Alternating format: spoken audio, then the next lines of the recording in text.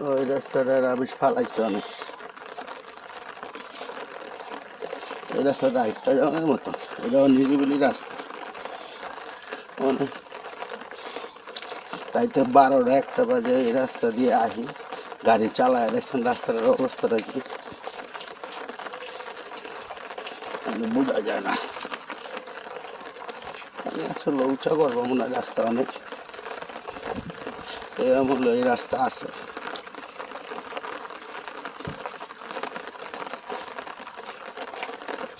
অনেক অবস্থা খারাপ। আস্তে 1 কিলোমিটার আইটটা যায় রিক্সা গাড়ি তুলতে হবে, আচ্ছা গাড়ি পাওয়া যায় না, সমস্যাটা এই জায়গায়।